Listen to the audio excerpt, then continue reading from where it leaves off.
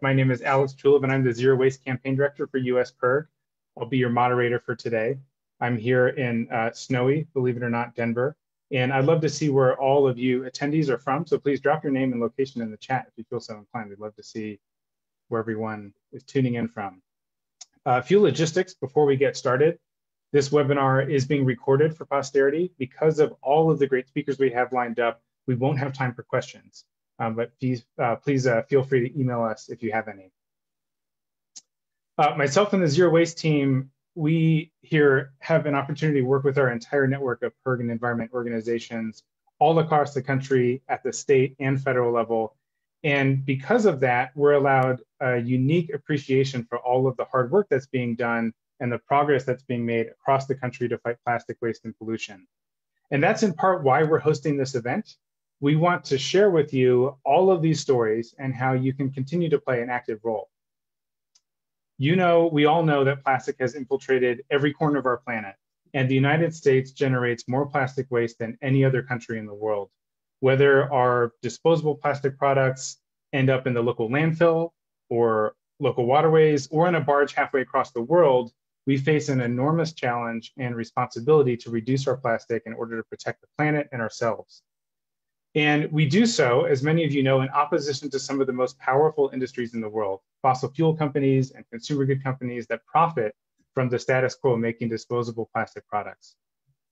Thankfully, there are efforts underway across the country to advance solutions that match the scale and comprehensiveness of the problem. We've already seen some really encouraging progress. To give you an example, when I started in this position a little over 3 years ago, only one state, California, had passed legislation to ban or restrict the single-use plastic product. But fast forward to today, and 11 states have banned single-use plastic shopping bags, and another 6, and soon a 7th, stick around to hear about that, will have banned polystyrene foam, or what a lot of us call styrofoam food containers. So that's an order of magnitude increase in roughly 3 years. Similarly, this year, we've seen nearly a dozen states introduce legislation to hold makers and sellers of plastic waste and plastic packaging responsible for the cost of their wasteful products. That's up from, I believe, just 2 states last year.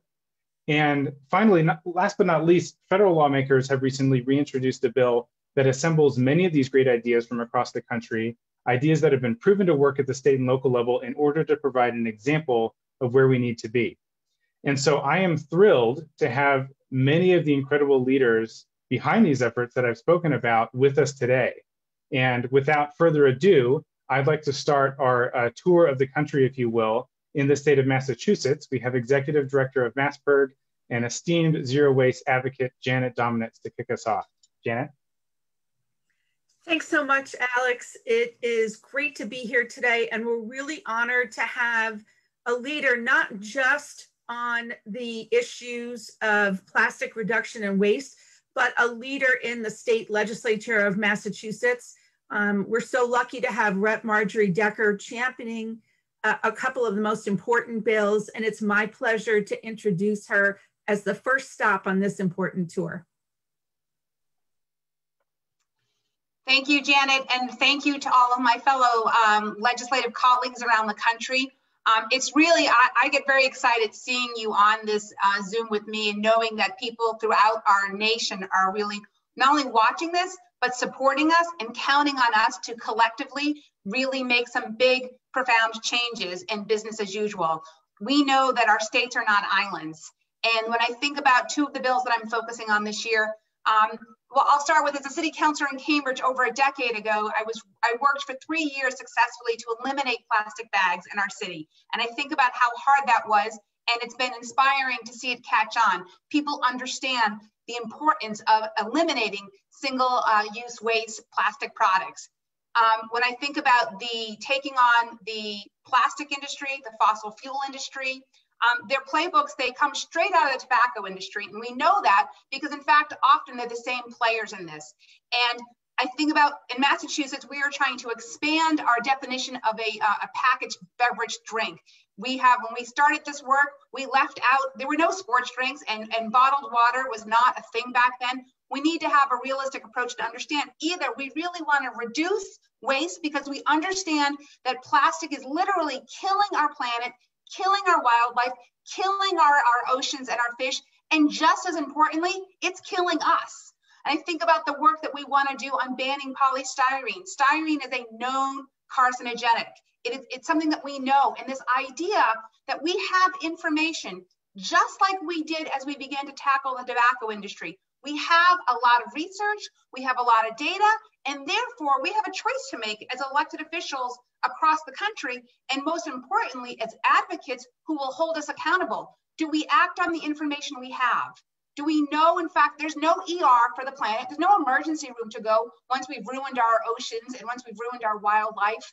And I think about being a mom. I have 2 kids, and I'm sure for many of you across the nation and across the globe right now, being in this pandemic, it forces all of us to pause and say, are we really taking the responsibility and using the platforms we have to create a safer world? And we can't do it alone. We can't do it just as individuals. We can't do it just as states. We need to be doing it collectively, and to be part of a group of incredible legislators across the country who understand that our lives are at stake, that the unfairness and the injustice to the future, to our children, they are counting on us to get it right. And we've had enough information for a long time. And so really now it's a choice. It's a movement that is actually calling on us to make a choice to respond and to save our planet, to save our lives, to save our wildlife. And I look forward to seeing how each of you do, and collectively knowing that our success will benefit people across this nation, and feeling deeply compelled that there's no alternative here. There's no alternative but to act on this information and to reduce plastics wherever, and to reduce single-use waste wherever we can. It's an obligation, it's a moral obligation, and I'm ready to act on this, and I'm excited to be with you in partnership. Thank you for having me here with you today. Thank you to MassPIRG for all of your incredible advocacy and your work. I was inspired by your work as a college student, and I'm really grateful to be here in partnership with you as a legislator in Massachusetts. Thank you, Representative Decker. What a wonderful start to this tour. I want to make sure that those of you attending know that we're going to be dropping actions that you can take for each one of the states that we'll be touring. So look out in the chat for web action links. We'll be pasting those during and after each of our speakers. That's obviously an important part of what we're doing here, making sure that we can all take action. We're going to head south now, down the Atlantic coast of the Chesapeake Bay in the state of Maryland, to hear from Director Emily Scarr to keep us going. Emily? Hi, thanks, Alex. My name is Emily Scarr. I'm the director of Maryland PIRG, based in Baltimore. I know we have a lot of folks on the phone because there were some issues with the stream link. So I just dropped a link to the Facebook stream as well for folks to see around. So you're not missing much with our beautiful faces, I'll tell you that. And we're certainly recording everything in case you miss any.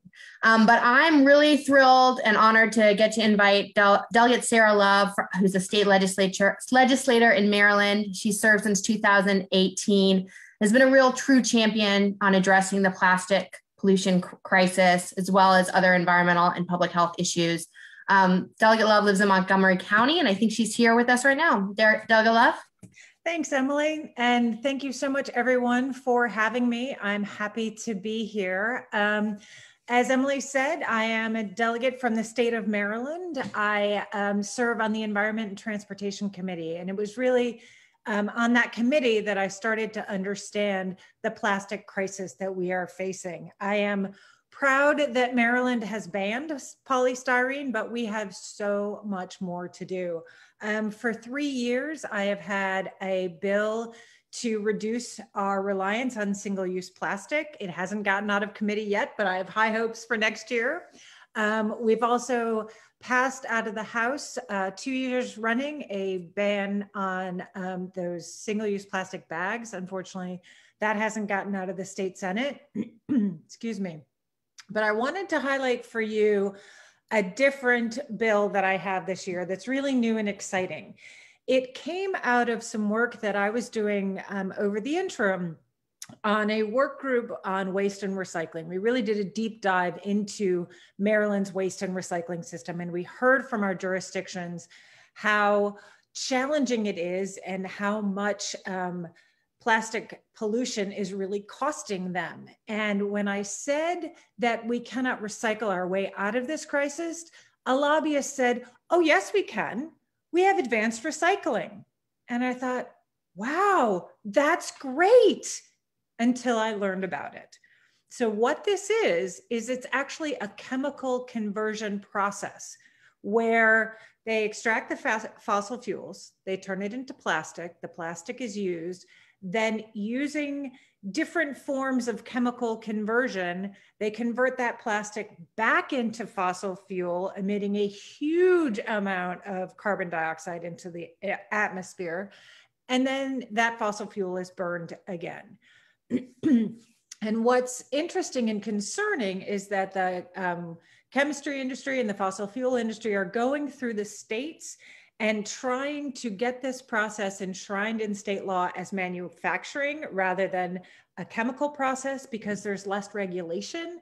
And they're also trying to get state incentives. So I actually, with the help of Emily and excuse me, some other advocates, had the first in the nation bill to ban this process, because it really is a false solution and will do more damage to our environment. And it really incentivizes the use of single-use plastic, which we know is not the direction we want to go in. Had a great hearing, didn't go anywhere because it's a new concept, but I'm really excited to have worked with the advocates and have brought this forward. So happy to answer any questions if folks want to send them to me to my state email. So thanks for having me. Thank you, Representative Love. I know that we are excited to take on plastic to fossil fuel conversion nationally, but we really thank Maryland for being a leader in that respect and showing us that it's possible and showing us how to get things started. For those of you attendees who are on the phone due to Zoom troubles, I would encourage you to tune into either our US PIRG or Environment America Facebook pages. We have our video live streaming there as well, if that works out. Next, we're going to jump over the border to my home state of Pennsylvania, go Birds, and Farron Savitz to introduce our next speaker. Thanks, Alex. Hi, I'm Farron Savitz. I'm the Conservation Associate with Penn Environment based in Philadelphia, Pennsylvania. And I'm really excited to introduce our next speaker, State Representative Diane Herron. And Rep. Herron has been leading the charge against plastic pollution here in Pennsylvania, first as the mayor of Westchester Borough, where they passed one of the first bans on single-use plastic bags in the Commonwealth. And now, as a member of the General Assembly, she continues to lead that fight, representing Westchester and other parts of Chester County. Rep. Herron? Yeah, thank you, Farron, and thank you for having me today and for putting this all together. So I'm just going to jump right into the story that we have here in Pennsylvania and this fight against single-use plastics. When I was mayor of Westchester back in 2017, I was approached by a group of 5th grade students from our local elementary school who said, why can't we ban single-use plastic bags and straws in our community? And I said, well, you're absolutely right. Why can't we? So we worked really hard for 8 months, and we brought this forth to our borough council. And in July of 2019, our borough council in Westchester Borough signed a local law to ban single-use plastic bags and straws.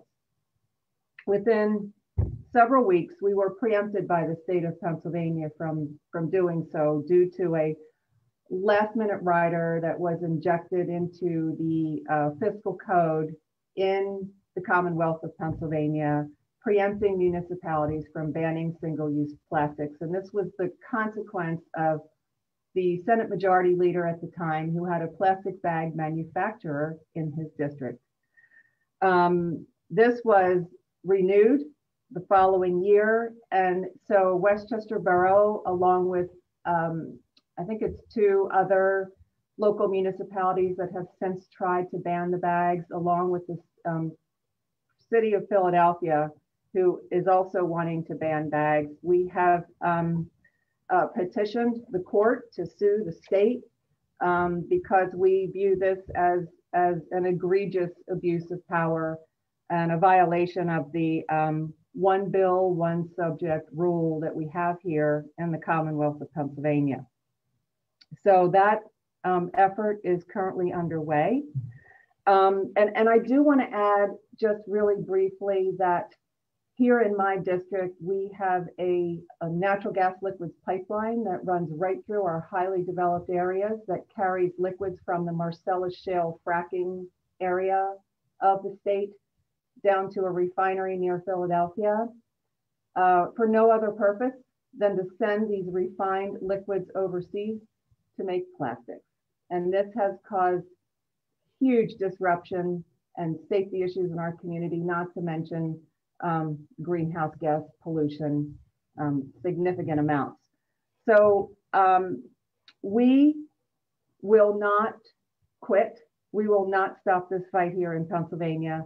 And the last thing I want to add is the last piece of our fight is that a fellow legislator and I are introducing legislation in Harrisburg that will give local municipalities the authority to protect the fundamental constitutional rights of their constituents and enable them to protect their constituents from harm that is caused by corporate overreach and by governmental overreach at the state level. And we call this our community rights legislation. And we are hoping that we can start to move this forward so that our local municipalities can take their power back and do things like pass bans against unnecessary single-use plastics. So we're excited to be here. We're excited to be working on this with you all and to see all the great progress that's happening across the country. Thank you for having me. Thank you so much, Representative Herron. I know that local preemption is something that a lot of states are dealing with similarly to Pennsylvania, and restrictions to municipal action. And we really appreciate Pennsylvania taking the lead in fighting back against that. We're going to head across the country now to the West Coast in California. And we have California Director Emily Rush to keep this conversation going. Take it away. Hi, Alex. Hi, everyone. Thanks so much for having us. It's really inspiring to hear about the leadership from state legislators all around the country on the issue of the absurd amount of plastic pollution and plastic waste that we're creating and all of the harmful health and environmental impacts of that. I am proud to introduce State Senator Ben Allen, who represents the west side of Los Angeles. Next, Senator Ben Allen's been a friend and longtime environmental advocate and has worked closely with CalPIRG and Environment California and the environmental community at large over the past several years, in particular by introducing SB 54, the Circular Economy and Plastic Pollution Reduction Act, which is a comprehensive bill to reduce food, all single-use, all packaging and single-use foodware by disposable foodware by 75% over the next 10 years, and make sure that everything that we're using can either be recycled or composted going forward. This bill faced immense opposition over the last 2 years, came within 4 votes of passing last year, and has both inspired, he's reintroduced that bill. It's being heard soon in the legislature. His actions have inspired a whole package of bills to be introduced this year, taking on pieces of the problem. And advocates have even gotten together to put even stronger initiative pending signatures on the ballot in 2022. So thank you, Senator, for being here. Thank you for your leadership, and I'll turn it over to you. Well, thank you, Emily. I appreciate it. I'm literally, I'll tell everybody, I'm on my second day of having taken I took my Moderna shot my second Moderna shot yesterday. So I'm glad I took it, but I'm not glad I took it today. So anyhow, I'm here, and I do want to make the point that I'm here because I care so much about this issue, and I wanted to be here with all of you and say, tip my hat to my fellow legislators from all over the country who are taking on leadership roles in this incredibly important issue. I feel for you in Pennsylvania that you got to deal with local preemption. You know, what a crazy thing to have to deal with, especially from people who claim to think that government ought to be government decision-making ought to be made we're closest to the people. But in California, fortunately, we don't have to worry about those kinds of bills. And if anything, what we're really trying to do is a comprehensive statewide strategy that leverages the size and the power of our economy, which is, the fifth largest economy in the world on its own, in partnership with a number of sister states from around the country and with Canada as well, to really change the game. And as Emily said, the premise of this bill is simple. We shift responsibility for the end-of-life management of this material from the local residents, who are having to pay more and more money to waste haulers and to their waste management folks at the city level. We shift the responsibility for the management from the local residents and communities to the producers, the folks who actually have the power to really determine whether the items that they produce and put out onto the market are truly recyclable, compostable, reusable, etc. And the idea is to ensure that they cover the cost to collect and sort and process the material instead of the taxpayers. The other thing is it also requires producers to reduce the amount of single-use waste being produced by right-sizing packaging.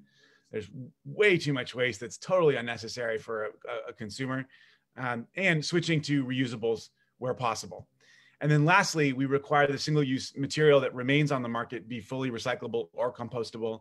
And to ensure this recyclability, the bill includes mandated recycling rates that producers had to achieve. As has been discussed, something like a third of all plastic is just used once, it's thrown away. The plastic offers us just a few minutes of convenience, but it lasts hundreds or thousands of years in landfills and in our ocean. Part of the issue, of course, is undoubtedly how confusing it is for consumers to know what's actually recyclable in their communities and what's not. In fact, the Consumer Brands Association recently did a study on this, and they found that for many Americans, recycling is actually one of the most confusing things in life. It's more confusing than building IKEA furniture.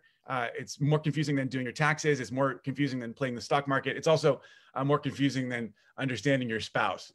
And so, so we know that many consumers look at an item, they see the recyclable chasing arrow symbol, they dutifully put it into their blue bin.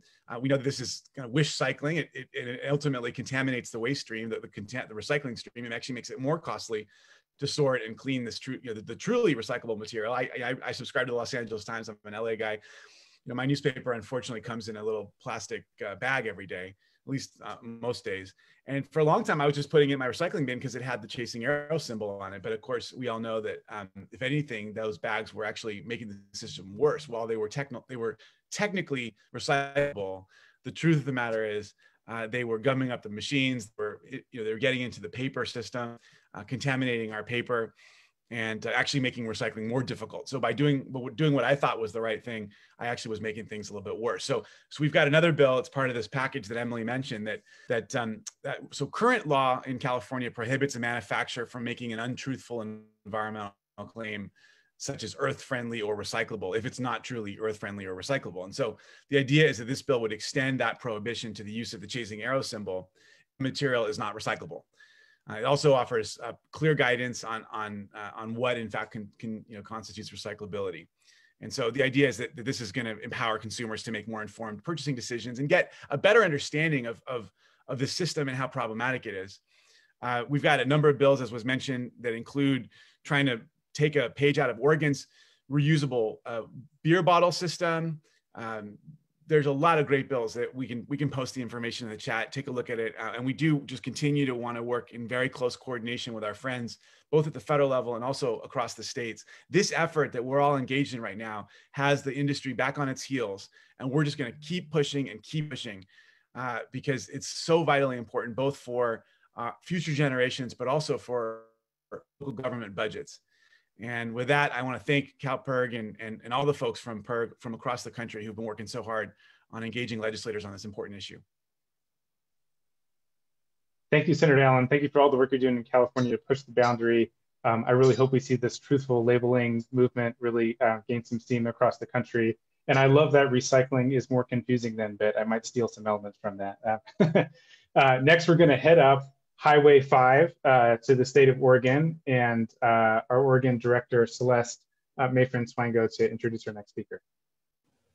Hi, Alex. So I'm Celeste Mayfrin-Swango. I'm the State Director with Environment Oregon. I'm really excited to introduce one of our biggest champions on plastic pollution in Oregon, State Representative Janine Salmon, who, despite being in floor session right now, has pulled away to come and talk to us.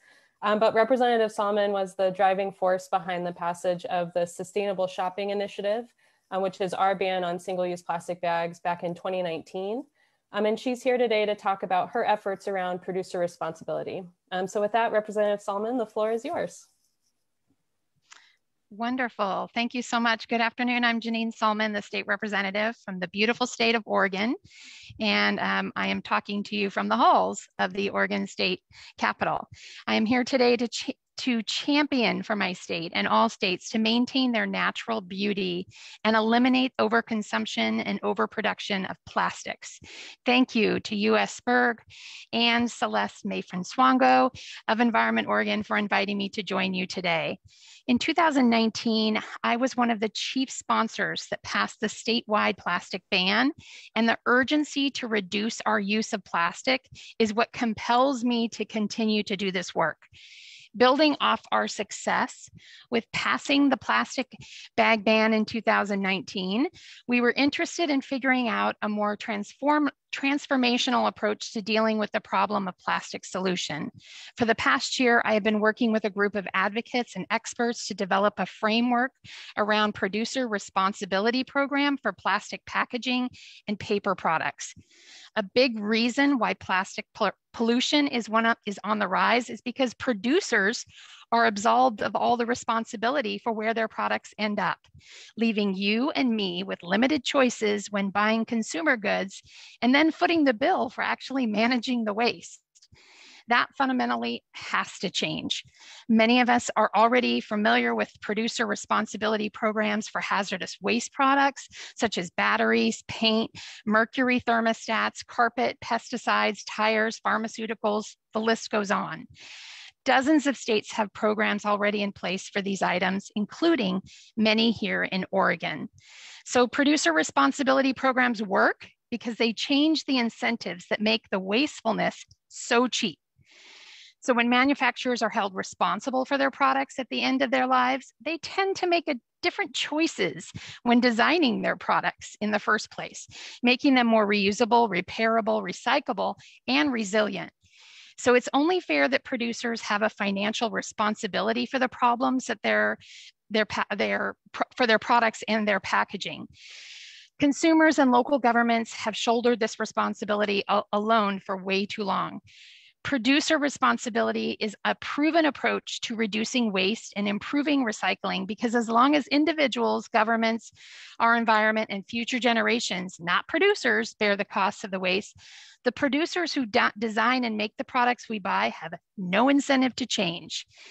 So unfortunately, the legislative session, we've run into some roadblocks, working to get a full producer responsibility program here passed.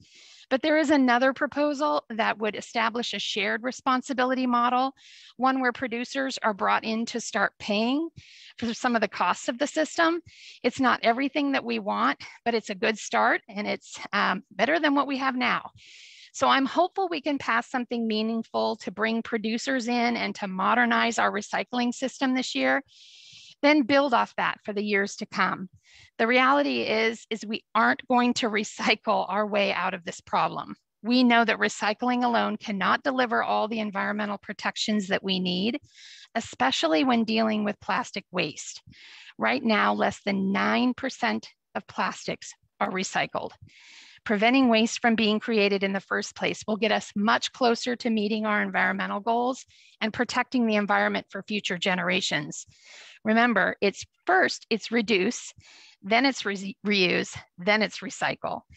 So if your bathtub is overflowing, you don't start bailing out the water before you start turning off the tap. You need to turn off the plastic tap, or the problem of plastic solution in our environment, in our communities, will only get worse. Producer responsibility is one tool in our toolbox to make that happen. And I'm looking forward to continuing this work with all of you. Thank you. Thank you so much, Representative Salmon. And thank you for reminding us of the foundational principles of zero waste. And thank you all also to the legislators who have taken their time out of their busy schedules, floor votes, COVID shots, Certainly not least, we will be finishing up in our final state for today, the beautiful state of Washington, and we have Mandy Appa to introduce our final speaker. Go ahead, Mandy.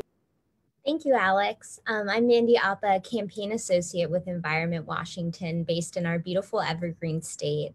I am very excited to introduce and welcome Washington Senator Mona Das of the 47th Legislative District. Senator Das has been dubbed the plastics warrior of the Senate and wears that badge very proudly. We are so thankful to have someone as passionate as Senator Das in our legislature. This session, she has championed Senate Bill 5022, a comprehensive bill aimed at curbing plastic pollution in Washington that has now passed both the Senate and the House. So without further ado, I will welcome Senator Das. Thank you so much for the great introduction, Mandy, and thank you everyone for being here. It is a true honor, especially to be with so many of my colleagues that deeply care about this issue. It's great to see everyone and be here together. You know, we have accomplished so much, but we all know that we have so much more to do. And one thing that I had somebody share with me recently, the senator from or the representative from Oregon mentioned reduce, reuse, recycle, but there's a new thing to add to the front of that, which is refuse. And I love that, because that's what we're doing with these EPR bills, is we're refusing to accept the responsibility that is given to us by the producers who make these decisions. And so I do want to share a little bit of my story, and I'll tell you about the couple bills that I've passed over the last couple of years. But for me, my journey began when I moved to Ireland in early 2003. You know, it was a time before the United States was really worried about plastic, or at least I was. And I didn't have a car when I lived there. And folks, you always knew when someone was going to the grocery store because they would have an armful of plastic bags under their arm. And for me, the first time I went to the grocery store, I had no idea. And they said, you have to pay 5 cents for a bag. And I was like, what? And that was, I will tell you, the first time and the last time I paid 5 cents for a bag.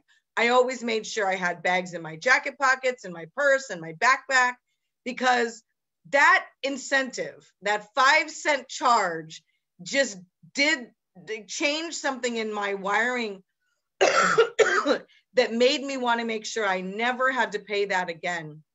And, you know, move forward many years later when I became a legislator. And last year we passed the bag ban, or the reusable bag act. And it took me 2 years to pass it, but we did pass it last year, which was, you know, incredible. And this year we started off with an EPR bill to, you know, as other folks have mentioned today, to make the producers responsible. We realized with COVID and, you know, with the nature of a remote session, we were 100% remote session this year, that was a little bit too much to choose. So instead, we really had, you know, a very strong and very determined approach to revamp our recycling system here.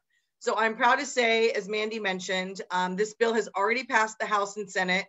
And after one quick concurrence vote early next week, should be on the way to the governor's desk, hopefully next week, which is really exciting. I've always believed that if something is not, you know, in 2021, we have the technology, we know nothing should be produced if it is not recyclable, reusable, and compostable. And I will tell you that the folks here in Washington have been put on notice, and they know that this bill is coming next year. And with the passage of 5022, we do have a very comprehensive work group. So the proponents, or the I guess not proponents, but the opposite side knows that the bill is coming back next year. So I'm really excited about that. But let me just tell you what 5022 does. And some of the pieces of this bill are really groundbreaking for our country, and we hope that other states will follow. One of the most proud pieces of it are that we got together with the producers to come up with the definition of producer and producer responsibility. And we are hoping, and I've heard that Oregon and California are also going to be up using that language in the bills that they're using right now. So what is the actual producer responsibility piece? So we're excited about that. This bill will ban a lot of styrofoam or polystyrene. It will be the peanuts, which we all hate, the coolers, which I believe is first in the nation, and foodware like the clamshells, plates, and cups. So I'm really excited about that. I absolutely hate styrofoam. We have 2 styrofoam manufacturers in the state of Washington. We went up against them. Last year they won, this year we won, and they knew it was coming. And DART has actually told us that they realize that their business model is outdated, and so they are looking into what they're going to do next, which I'm really excited about. The second part of the bill requires all food serviceware, like to go, and especially during COVID, we're all getting more and more to go, that it is all upon request. So that includes utensils, that includes cup lids, it includes straws. And so that part is really exciting. And then the third thing that it does is requires the minimum recycled content. And we went against the dairy industry, and I am happy to say we won against the dairy industry. It was a hard battle. So all plastic beverages, and I'll say the beverage industry has been amazing. They really worked with us and were champions of this bill throughout. So I want to give them a shout out. But the dairy industry went very unwillingly, but we got them. Well, we didn't get them there. We had the votes to get there. So that was great. It will also require minimum recycled content in things like laundry detergent bottles, shampoos, conditioners, and trash bags, which I think is also one of the first states in the nation to do that. And then I think Senator Allen talked about this too, the chasing arrows. So we were no longer requiring the chasing arrows on packaging because we know absolutely how confusing that is. So we know that we are, leaders in a lot of ways and really look forward to working and have been working with Oregon and California. And I really do believe in this blue wall legislation. And if the 3 of our states can pass some of these things, then other states can easily follow and use our language. So that's something that I'm really excited about.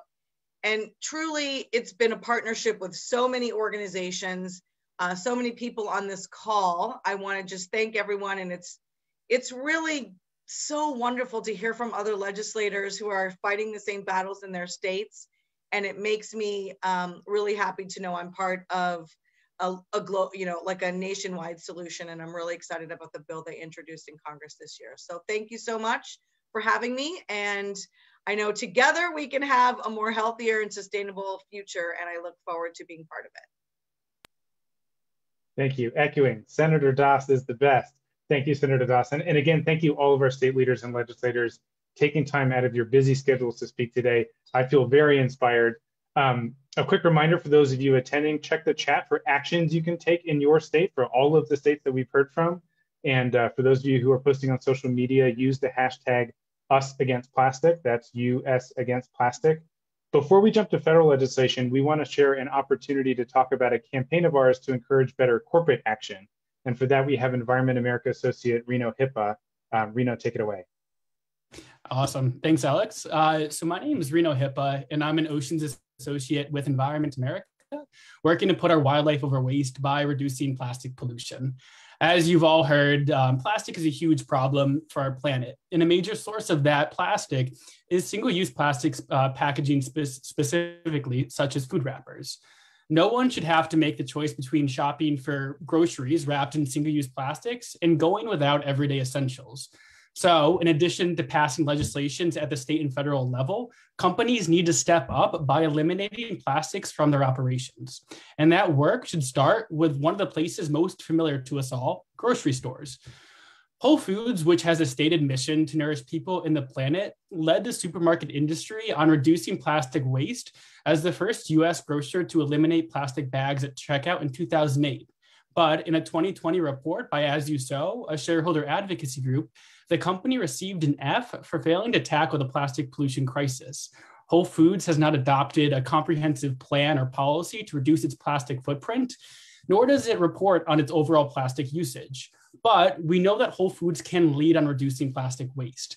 And that begins by making a bold commitment to eliminate single-use plastic from its 365 store brand product line and engaging its national brand suppliers on developing reusable and packaging-free alternatives.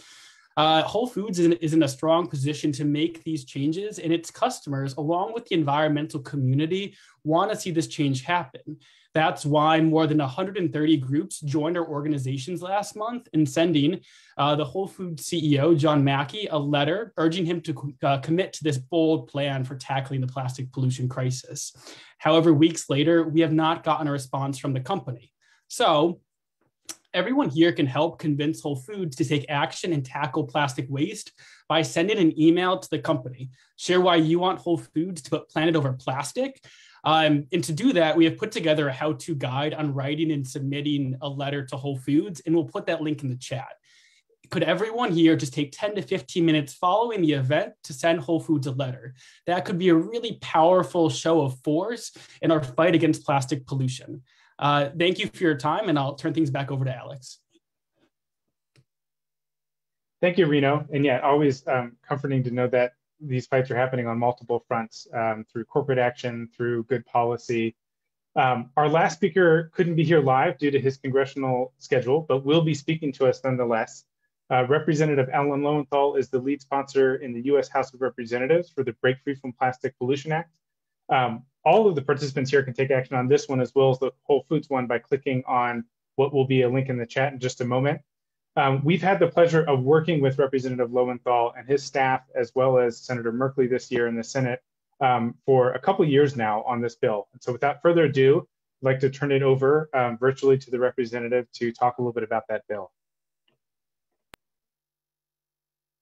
Hello, I'm Congressman Alan Lowenthal, and I want to thank you for inviting me to speak today.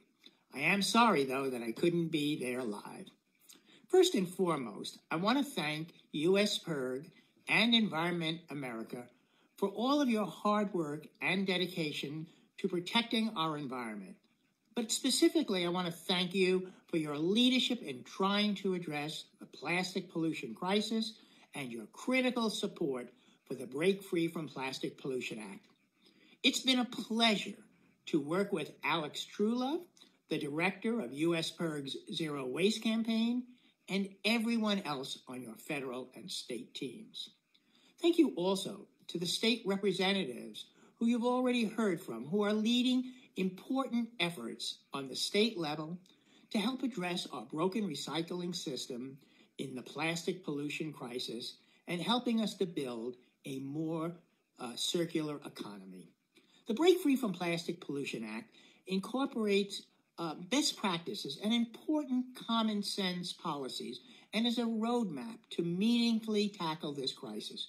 While it may be ambitious, it is by no means radical. These policies are already being implemented by cities, states, and in other countries. This legislation ensures that our communities are protected from the health and environmental impacts of plastic production pollution and waste, and that our communities and municipalities are no longer burdened with having to foot the bill for cleanup and for disposal.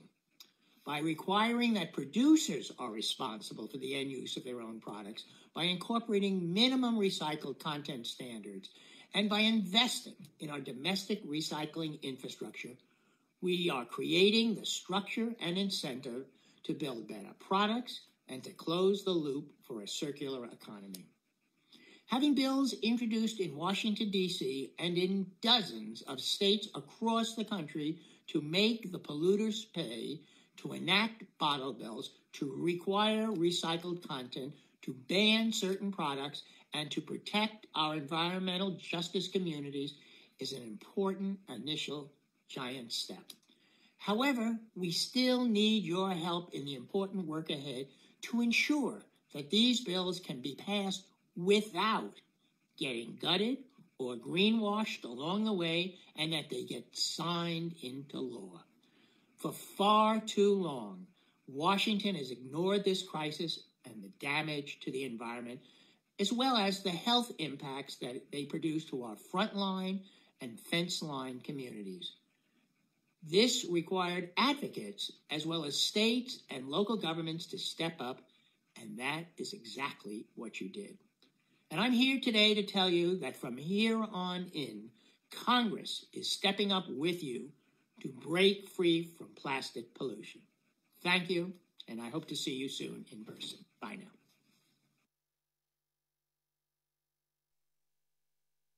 Okay, thank you to Representative Lowenthal for recording the video. And thank you again to all of you for joining us. Thank you to the wonderful speakers for your time and especially your leadership on this important issue.